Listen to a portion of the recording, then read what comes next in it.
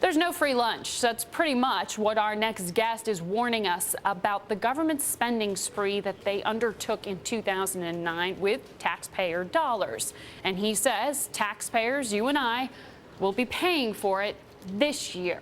Benn Steil, Director of International Economics at the Council on Foreign Relations, joins us now live from his office here in New York. We should also mention that he's the founding editor of one of the top economic journals out there, International Finance. Ben, looking at an editorial you penned at the end of December, you called this a Keynesian hangover that we're in store for. Explain what you mean by that. Yeah, Margaret, thanks for having me. Basically, the U.S. economy has been running on something of a sugar high, particularly over the last 9 months. We've had extraordinary monetary stimulus. We've had massive government lending, government borrowing, government credit guarantees, and this has helped keep the economy afloat, no doubt.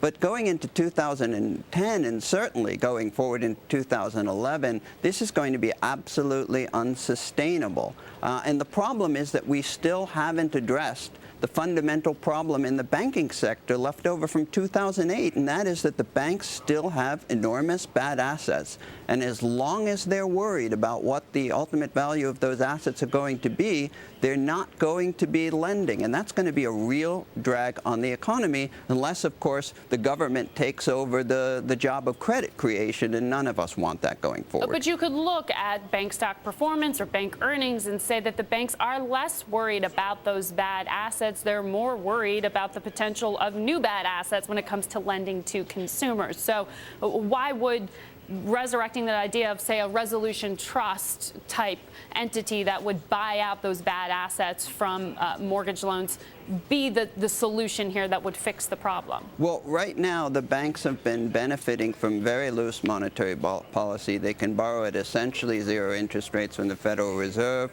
and invest that money in short-term treasuries or other short-term securities and make a pretty good short-term return. But as we see from the data, they have not been increasing their lending, and this is particularly worrying for commercial ventures, smaller commercial ventures that are not able to access the bond markets directly. And this is going to be a problem going forward into 2010. Those banks are very wary of the value of those assets on their books. And we see it in the way Fed Chairman Bernanke and President Obama have been berating the banks for not lending, despite the extraordinary efforts that the government has made to bail the banks out. So when you look at, say, the steepening of the yield curve and the potential of what that would do to perhaps incentivize some lending to happen, you don't think that's enough of a sign of hope right now?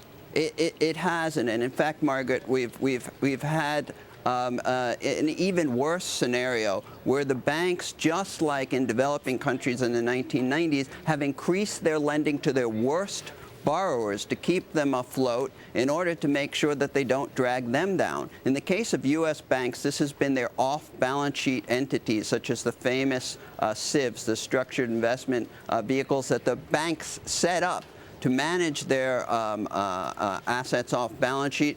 In 2009, they were bringing them on balance sheet, and this has put them in a weaker financial condition.